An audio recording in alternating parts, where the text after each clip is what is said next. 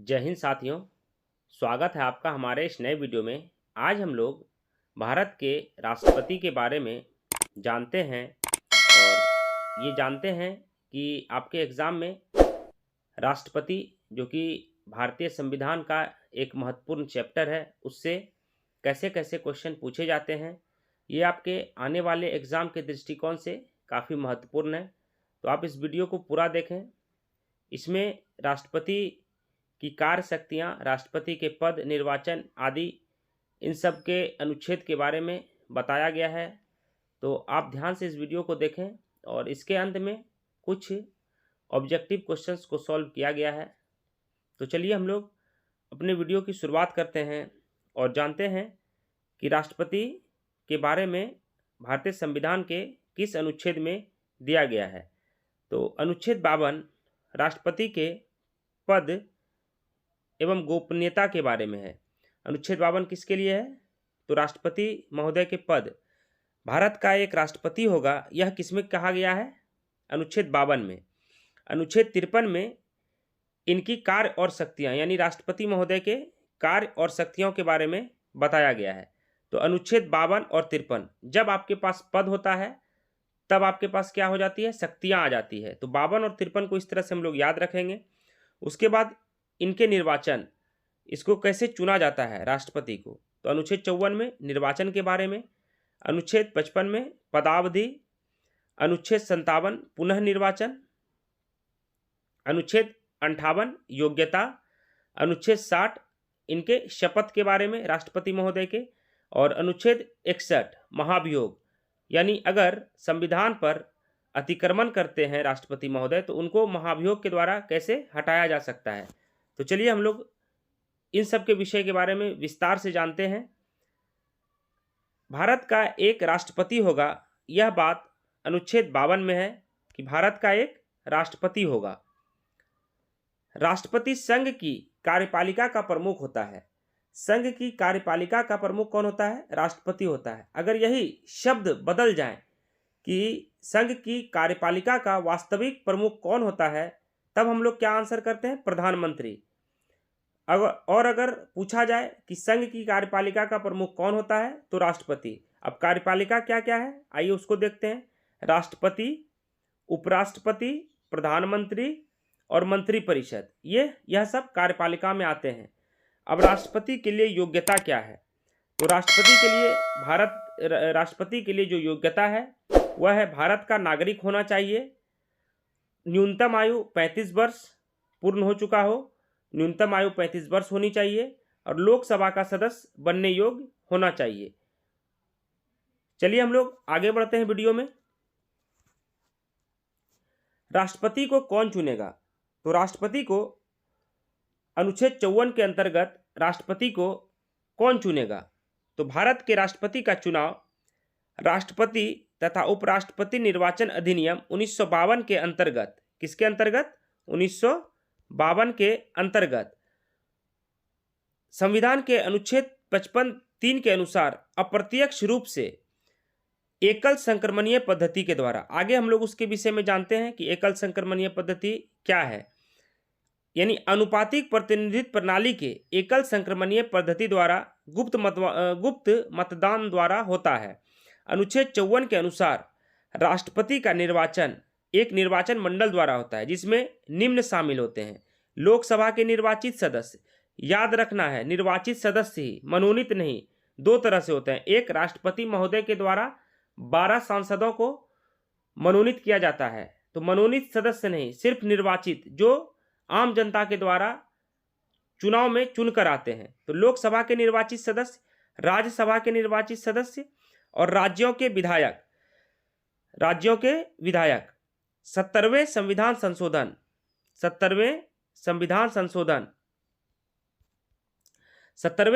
संशोधन अधिनियम 1992 द्वारा केंद्र शासित प्रदेश दिल्ली एवं पुदुचेरी को के निर्वाचित सदस्यों को भी शामिल किया गया है। राष्ट्रपति को चुनने का अवसर दिया गया है। तो इसमें एक जम्मू कश्मीर है, चूंकि जम्मू कश्मीर भी केंद्र शासित प्रदेश है और यहाँ पर भी विधानसभा है, तो जम्मू कश्मीर में फिलहाल विधानसभा भंग है, आने वाले चुनाव में जम्मू कश्मीर में चुनाव होंगे तो उसमें भी विधायक चुन के आएंगे। संभवतः जम्मू कश्मीर को भी यह अवसर प्रदान कर दिया जाए कि राष्ट्रपति के चुनाव में वोट करने का अधिकार मिल जाए। तो इसलिए जम्मू कश्मीर को याद रखिए। फिलहाल अभी जम्मू कश्मीर का राष्ट्रपति के चुनाव में किसी भी प्रकार का कोई भूमिका नहीं है। चलिए हम लोग बढ़ते हैं वीडियो में आगे। अब एकल संक्रमणीय वोट पद्धति, सिंगल ट्रांसफरेबल वोटिंग सिस्टम। तो निर्वाचन की नीति यानी राष्ट्रपति के चुनाव की पद्धति, अनुच्छेद 54, एकल संक्रमणीय वोट पद्धति। यह क्या है? जो सांसद और विधायक, राज्यों के विधायक हैं, वह राष्ट्रपति चुनाव में भाग लेते हैं। और मान लीजिए राष्ट्रपति चुनाव में 3 प्रत्याशी हैं, प्रतिभा पाटिल, द्रौपदी मुर्मू और रामनाथ कोविंद। इसमें से जितने भी सांसद और विधायक हैं, जो ये 3 प्रत्याशी हैं, तीनों में से प्रथम वरीयता यानी जो पहला पसंद होता है, वह जिसको वोट करेंगे वही जो है भारत के राष्ट्रपति बनते हैं। तो एकल संक्रमणीय वोट पद्धति यही है। भारत के सर्वोच्च न्यायालय के मुख्य न्यायाधीश, अब शपथ कौन दिलाता है? तो राष्ट्रपति पद ग्रहण करते समय उच्चतम न्यायालय के मुख्य न्यायाधीश या उसकी अनुपस्थिति में जो वहाँ के वरिष्ठ न्यायाधीश हैं, मुख्य न्यायाधीश या उनकी अनुपस्थिति में, यानी मुख्य न्यायाधीश की अनुपस्थिति में जो वरिष्ठ न्यायाधीश हैं, उनके सामने शपथ लेता है। यानी भारत के सर्वोच्च न्यायालय का मुख्य न्यायाधीश राष्ट्रपति को शपथ दिलाता है। राष्ट्रपति के अधिकार, राष्ट्रपति निम्नलिखित की नियुक्तियां करता है। प्रधानमंत्री की सलाह पर मंत्रिपरिषद, सर्वोच्च न्यायालय और उच्च न्यायालय के मुख्य न्यायाधीश, एजीआई यानी attorney general of India, Bharat के जिसको बोला जाता है भारत के महान न्यायवादी, लोक सेवा आयोग के अध्यक्ष और सदस्य, वित्त आयोग के सदस्य, राज्यों के राज्यपाल, इन सभी की नियुक्तियां कौन करता है? तो राष्ट्रपति महोदय करते हैं। राष्ट्रपति को अनुच्छेद 72 के अंतर्गत किसी अपराध के लिए दोषी ठहराए गए व्यक्ति की सजा को माफ करने की शक्ति प्राप्त है। अगर किसी अपराधी को, दोषी ठहराए गए व्यक्ति को सजा हो जाती है, फांसी हो जाती है, उम्र कैद हो जाती है, तो उसकी सजा को माफ करने की शक्ति अनुच्छेद 72 के अंतर्गत किसको है? तो राष्ट्रपति महोदय को है। देश की तीनों सेनाओं का प्रमुख राष्ट्रपति होता है। जो जल, थल और वायु सेना है, तीनों सेनाओं का प्रमुख कौन होता है? तो राष्ट्रपति होता है। राष्ट्रपति अपना त्यागपत्र उपराष्ट्रपति को देता है। किसको देता है? राष्ट्रपति अपना त्यागपत्र उपराष्ट्रपति को देता है। संसद के सदस्य को चुनने की शक्ति राष्ट्रपति के पास होती है। तो जो राज्यसभा के 12 सदस्य चुन करके आते हैं, यानी हम लोग अभी निर्वाचन और मनोनीत बोल रहे थे, तो वही जो मनोनीत सदस्य हैं, जो 12 सदस्य मनोनीत होकर के आते हैं अलग अलग क्षेत्र से, जैसे कला, साहित्य, पत्रकारिता, विज्ञान, सामाजिक कार्य, इन सभी क्षेत्रों से जो 12 सदस्य चुनकर आते हैं, इन सभी को चुनने की शक्ति किसके पास होती है? तो राष्ट्रपति महोदय के पास होती है। बढ़ते हम लोग आगे। संविधान में 3 प्रकार के आपातकाल का प्रावधान है। अनुच्छेद 352 राष्ट्रीय आपातकाल, यानी राष्ट्र आपातकाल की शक्तियां, राष्ट्रपति की आपातकाल शक्तियां। संविधान में 3 प्रकार की आपातकाल का प्रावधान है। राष्ट्रीय आपातकाल, जिसमें युद्ध, बाह्य आक्रमण और सशस्त्र विद्रोह, यह 3 प्रकार के आपातकाल शामिल हैं। अनुच्छेद 356 राज्य में राष्ट्रपति शासन। अगर कोई राज्य संवैधानिक ढंग से काम नहीं कर रहा है, यह राज्य में गठबंधन सरकार है, वह ठीक ढंग से काम नहीं कर पा रही है, तो उसमें 356 के अंतर्गत राज्य में क्या हो जाता है? राष्ट्रपति शासन। और अनुच्छेद 360 में वित्तीय आपातकाल, ये राष्ट्रपति की आपातकाल शक्तियां हैं। राष्ट्रपति संसद का अभिन्न अंग होता है। संसद द्वारा पारित विधेयक राष्ट्रपति के अनुमोदन के बाद ही कानून बनता है। कोई अगर कानून, कोई विधेयक, कोई संविधान संशोधन होता है तो वह सब दोनों सदन में पारित होने के बाद, यानी राज्यसभा, लोकसभा में पारित होने के पास किसके पास जाएगा? तो राष्ट्रपति महोदय के पास। और राष्ट्रपति जब उस पर अपना हस्ताक्षर करेंगे तब वह कानून बनता है। हम लोग बढ़ते हैं आगे।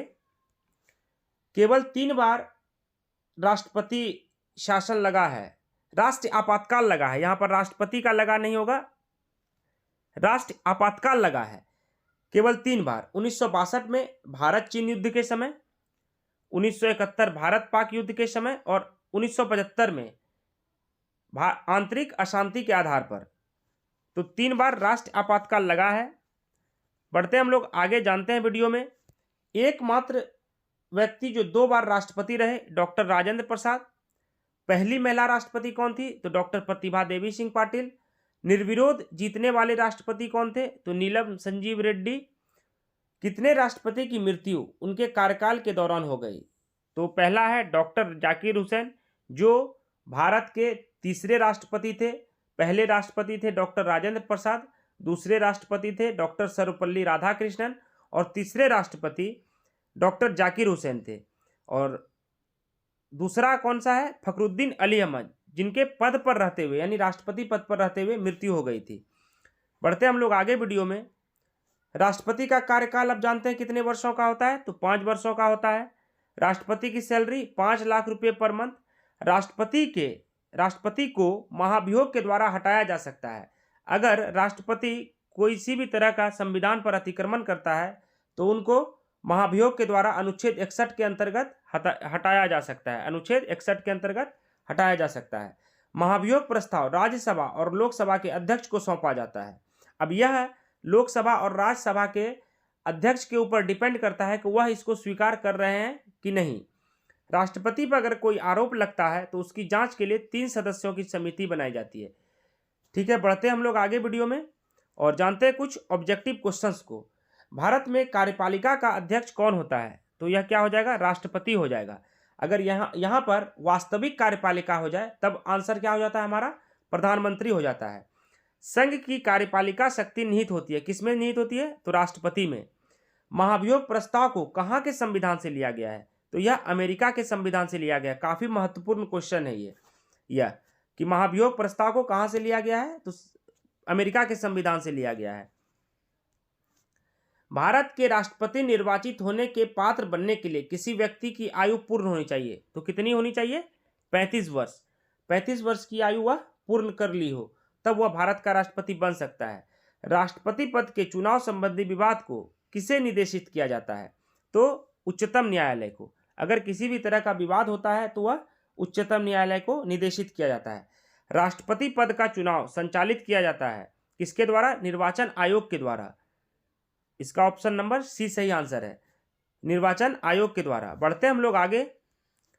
भारत में किसके चुनाव में आनुपातिक प्रतिनिधित्व चुनाव प्रणाली अपनाई जाती है? तो किसके चुनाव में? राष्ट्रपति के चुनाव में। इसके अंतर्गत एकल संक्रमणीय वोट पद्धति के आधार पर राष्ट्रपति को चुना जाता है। राष्ट्रपति चुनाव संबंधी मामले किसके पास भेजते हैं? तो क्या हो जाएगा? उच्चतम न्यायालय। उत्तम न्यायालय हो गया है उच्चतम न्यायालय। भारत के राष्ट्रपति को कार्य अवधि की समाप्ति से पहले भी पद से हटाया जा सकता है, किसके द्वारा? तो अनुच्छेद 61 के अंतर्गत महाभियोग के द्वारा। भारत के चौथे राष्ट्रपति थे तो इसका सही आंसर क्या हो जाएगा? वीवी गिरी। तीसरे राष्ट्रपति जो डॉक्टर जाकिर हुसैन थे वह अपने कार्यकाल के दौरान ही मर गए थे, तो कार्यकारी राष्ट्रपति किनको बनाया गया था? वीवी गिरी को। तो ये हमारे राष्ट्रपति से संबंधित महत्वपूर्ण तथ्य और कुछ ऑब्जेक्टिव क्वेश्चंस थे। अगले वीडियो में कुछ और ऑब्जेक्टिव क्वेश्चंस के साथ हम फिर शामिल हो जाएंगे। तो अगर आपको हमारा वीडियो पसंद आया हो तो लाइक, सब्सक्राइब और शेयर करें अपने साथियों के साथ। बहुत बहुत धन्यवाद।